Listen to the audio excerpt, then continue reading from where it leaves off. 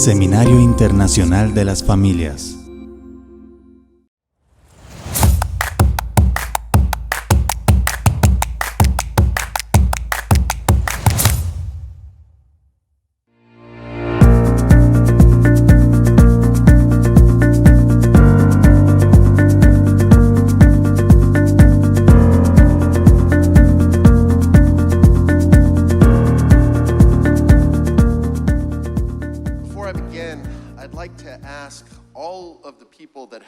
This event happen, especially Fernando Milanese, to stand up, please. Please stand. Manuel Acosta and all the other folks, please stand up.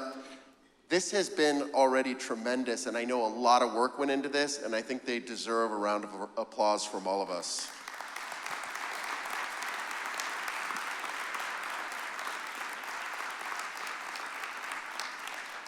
I had the great gift and pleasure to be in Mexico City for the World Congress of Families in Mexico City last year, and Fernando was amazing. It was an amazing event. I think there were 10,000 people, and you did a great job, and I'm looking forward to Guadalajara, and I'm looking forward to doing a lot more and being much more involved in all of Latin America, and that's why it's great to be here in Costa Rica. I want to talk today about public policy. There are many areas where we see that our values in the family are under attack, where there are many areas where we need to stand up. In education, in communication and entertainment.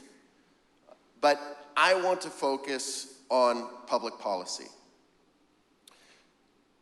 We should start by looking at where we are in the defense, promotion, and protection of the family.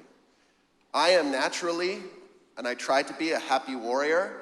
I'm naturally optimistic. I believe that there are so many good things that I've seen around the world. We were chatting earlier about some of the things I've seen in Eastern Europe, people returning to the faith, people much more willing to stand up for life in countries that, under the Soviet Union, that was the first country in the world to legalize abortion. There were hundreds of millions of abortions in the Soviet Union. People don't realize that this goes all the way back to the early part of the 20th century.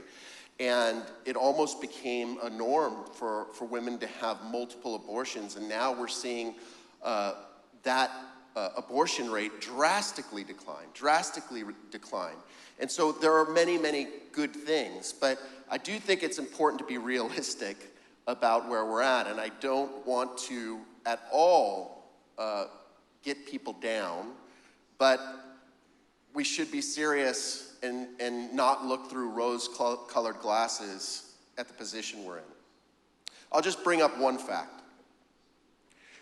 George Soros gave the largest private donation in human history to the Open Society Foundation of $32 billion. $32 billion has gone to the Open Society Foundation, which has been quite clear in pushing to undermine pro-life public policy, undermine policies that support marriage as the union of a man and a woman, undermine anyone who stands up for the rights of children when it comes to the transgender agenda. They're very clear around the world in their activity on what they're doing. It's not hidden. I encourage you to do some research on this. $32 billion? That is not a made-up term. You can look this up. This is real. The GDP of Costa Rica is, I think, about $64 billion. I may be off a little bit, but this is half the GDP of a sovereign country that has been put into redefining family, going against life in country after country after country. One example, I was in Moldova about 5 years ago, and I was speaking with the president of the country and pointing to how much money had gone into Moldova from the Open Society Foundation. And he and others knew that it was a lot of money, but he looked at this and said, this is unbelievable. This is half of our GDP that's gone into opposing everything that we're trying to stand for.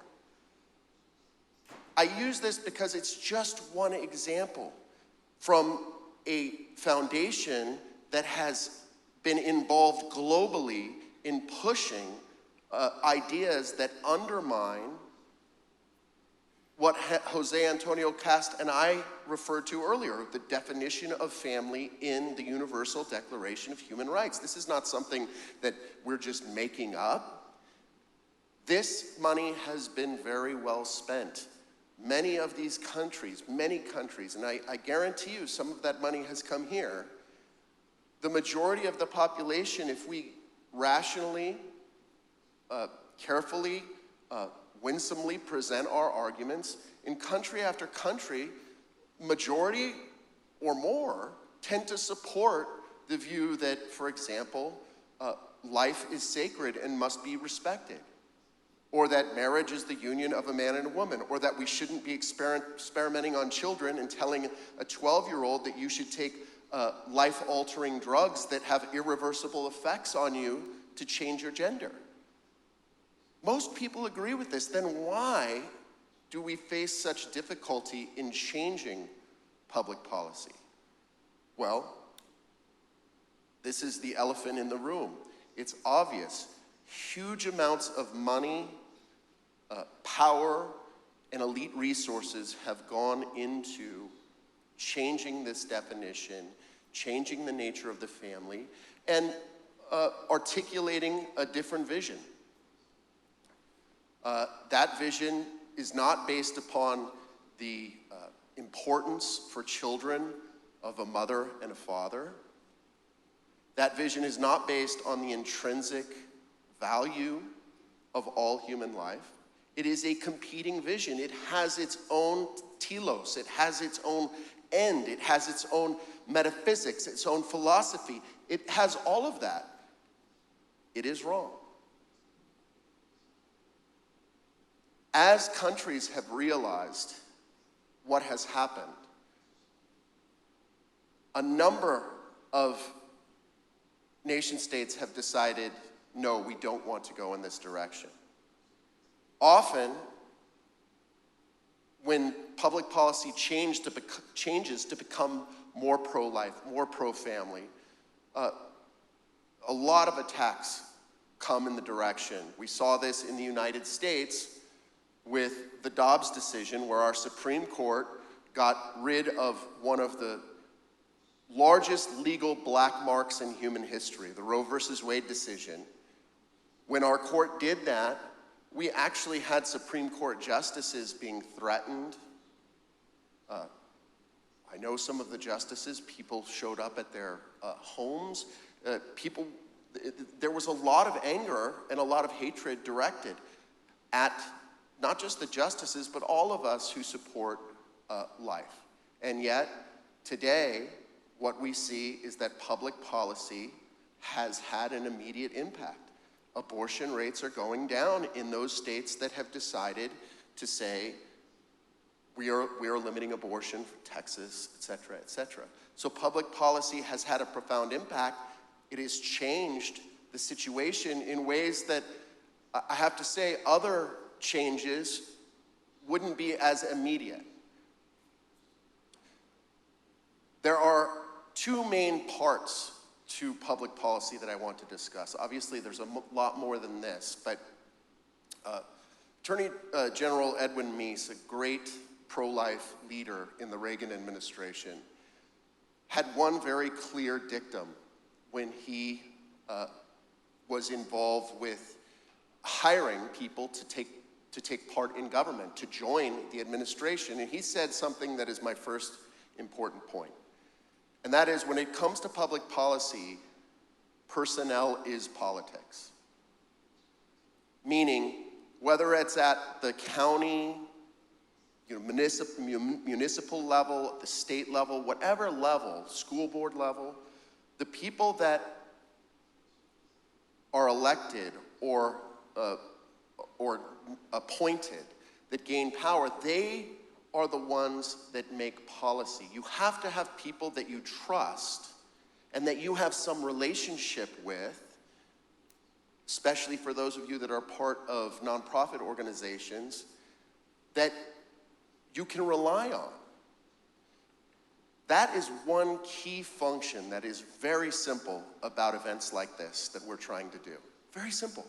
All we're trying to do is to get people that may not know one another to create relationships of trust that they can then use to advance the family cause.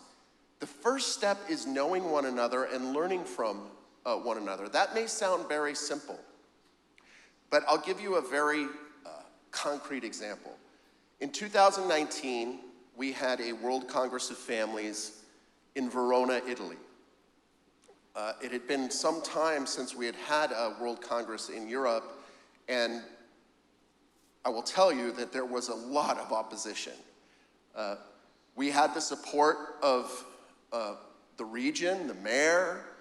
We had the support of a number of elected officials and even members of government at a high level, the Deputy Prime Minister.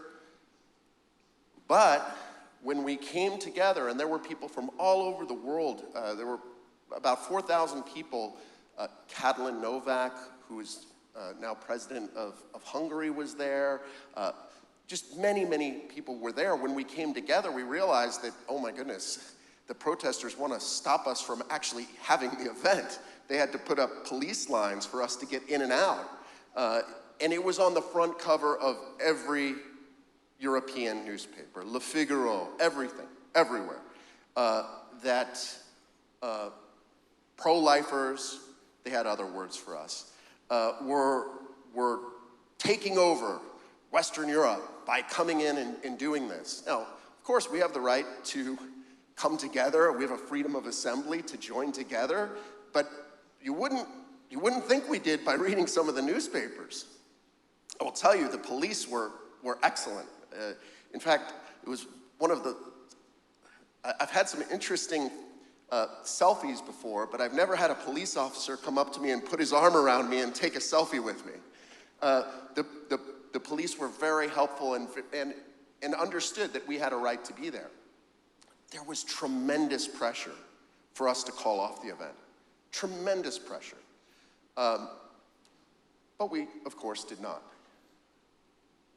And at that event, one of the relationships that I and others had spent time developing was with a woman who headed up a very small party, only 14 members of the Italian parliament at the time. And I want to show you the speech that she gave before I proceed further.